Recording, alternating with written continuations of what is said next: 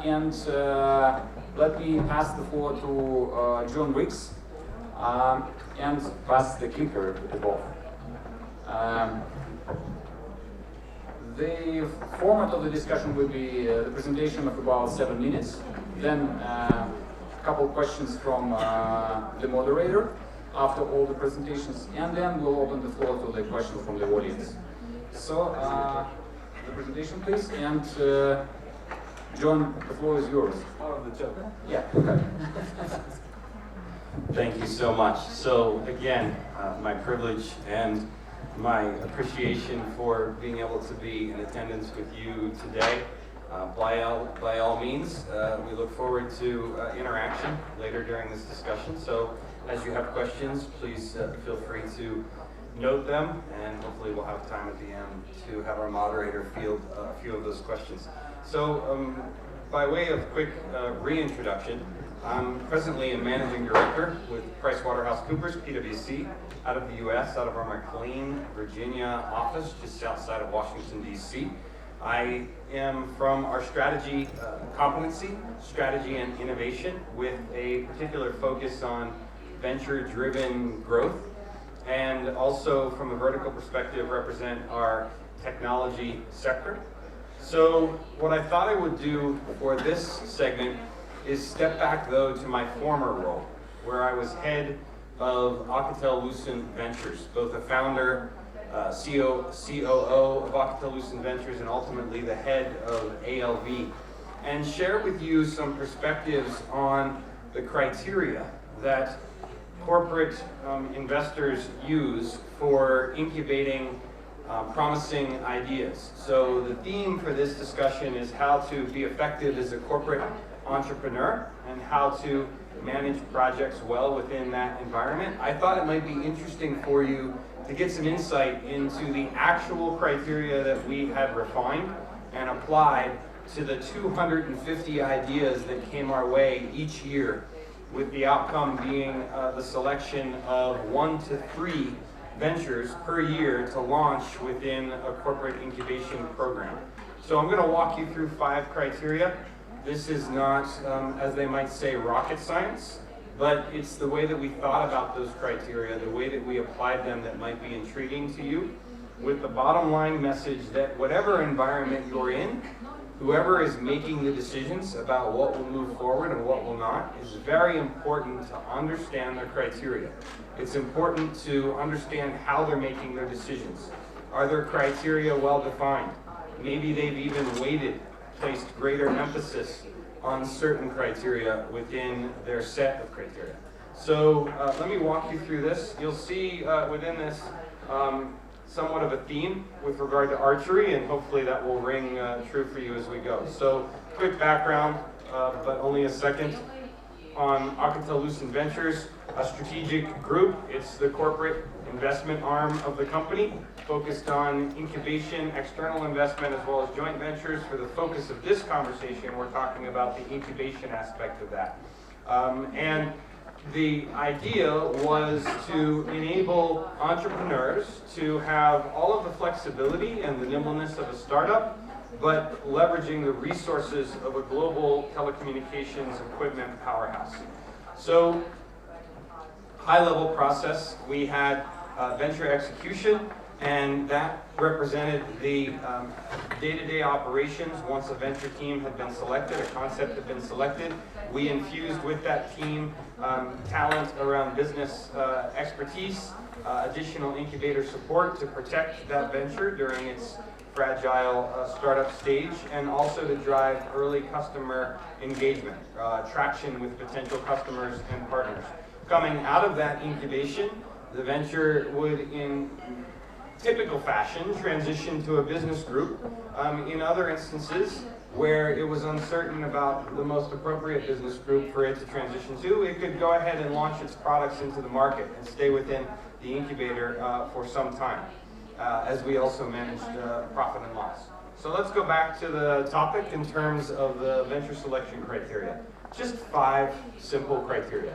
These will be criteria that I'll remember for the rest of my life, and we use them every week of every month of every quarter for the 5 years that I was in this role. everyone knew them well, and that was part of the secret, is not only did we as a ventures leadership team know them well, but all of the entrepreneurs that came through our process also understood them well. If they were not selected, they understood why they were not selected. And they could go back to these criteria to understand that better and to refine their concept, to refine their team, to refine their approach. So first, TEAMS. Each letter stands for one of the criteria. T for team. So you'll hear people say, and I can't say it often enough myself, I've never invested in a business plan. I've never invested in intellectual property. I've never invested in a concept. I've only ever invested in people. I've invested in teams. Because I promise you one thing, where the project starts, that is not where the project finishes.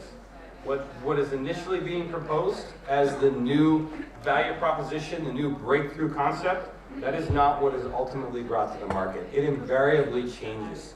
It's a river, and it travels through many valleys and across divides until it arrives at its final destination. And over time, you learn what the ultimate commercialized product is. So you focus on the team. And for that, we had a very high bar in terms of assessing talent, in terms of assessing fortitude, perseverance, and clarity of thought and communication. So first, team. Second, extractability. Think of extractability as the ability to draw a box around a given venture. So, think Alcatel-Lucent, telecommunications.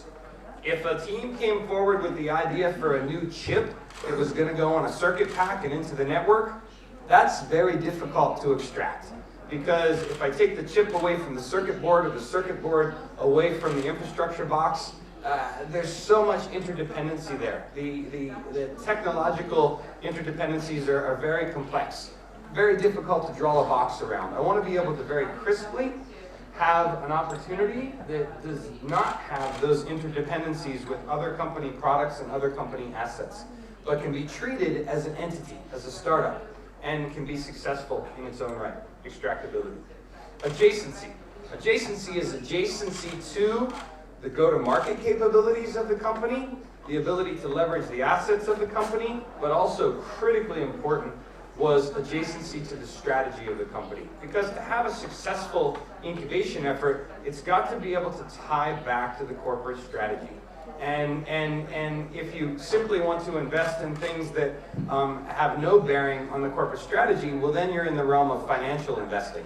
You might be a VC that's purely focused on return on investment. But as a corporate incubator, you have somewhat of a responsibility to the shareholders to further the direction of the company ultimately. And you typically do that by alignment with the strategy. So adjacency. Adjacency with the company's strengths and abilities, but also with regard to its strategy. M, money. Move the needle. This means that it can represent material value for the company. So if you're a multi-billion-dollar company, a venture that over a 3 to 5 year perspective has a cumulative revenue of 30, 40, 50 million, probably not enough. So we typically look for 100 to 200 million euro as that minimum threshold of a cum rev perspective over a 3 to 5 year outlook post-launch. This is the type of thing that the leadership is looking for in terms of significant positive business impact. Is it material? Is it significant in terms of its monetary potential? Lastly, this was a criteria that we added over time. This last criteria was not there initially, and it deals with the secret sauce. So is there something, whether it's intellectual property, or whether it's a business model or an approach, is there something in the concept, something in the proposition that allows you to have competitive advantage? You see the images here before you. One represents a bow made of all carbon fiber. It's a rather breakthrough product from Hoyt. Another bow is called the Liberty. It's a very unique design, a very short dimension in terms of its limb lengths, a completely different approach to archery. These simply represent competitive advantage in the marketplace when it comes to just archery. But it's an example of the secret sauce that we would look for. It wasn't always found in a product instance like this. Sometimes, as I said, it could be business model. So all of these criteria were customized to our environment. and we're relevant for our incubator. Every time as a corporate entrepreneur, you consider whether you're going to pass muster, whether you're going to get the approval or the funding or the support that you need to move forward, whether, as I said, it's in an incubation environment or maybe it's even just a special project environment within the company. You need to understand the criteria that the decision makers are utilizing, and the better you can do that, the better you can equip yourself for success. So, thank you. Thank you, John. So before switching to the next speaker, to Sharon, would you mind if I ask you a question? So basically you mentioned that annually you have about 250 projects in the pipeline, which you select out of perhaps like 1, 2, or 3. 250 concepts or ideas, not processes. Concepts or ideas. How do you stimulate those ideas to appear in the company, and what's the next stage? You mentioned incubation. What's the incubation conditions inside the company that you provide? Sure, great question. So first of all, we were blessed. We're talking about extracting ideas from Bell Labs. You don't have to do anything to stimulate that environment. It is Bell Labs. It is self-stimulating. It is an environment full of individuals that will spend their evenings and their weekends doing greenfield skunk work type invention. People that are passionate about exploring what could be, and it's not tied to their salary or their bonus. It's an environment that's, you have lunch and coffee with a Nobel Prize winner. So it's a very unique place in that regard. So this type of effort was more about providing alternative pathways for commercialization, so that that type of talent and that type of energy didn't go elsewhere to try to find those pathways for commercialization. And it was also about harnessing that intellectual property and that horsepower for shareholder value.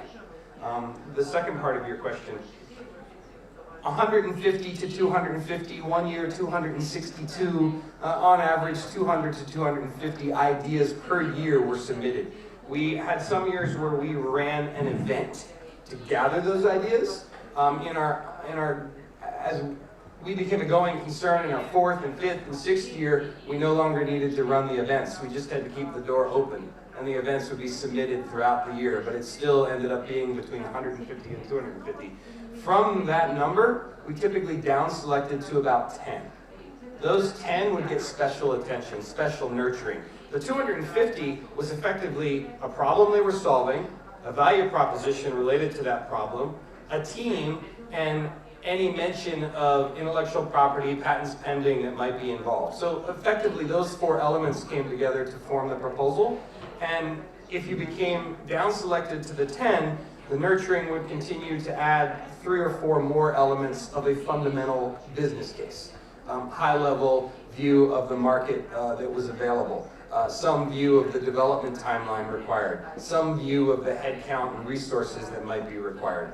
And you started to get the beginnings of a business case, a business plan that you could then launch as a venture. And so out of those 10, we launched anywhere from 1 to 3 per year into our formal ventures program, and they would become an Alcatel-Lucent venture that on average would have 12 to 30 months of time from launch until general availability and full commercialization, depending on whether it was more software-centric or hardware and software or services-oriented. That would be the key determinants of that timeline. So I hope that answers the question. Thank you so much, John. And so let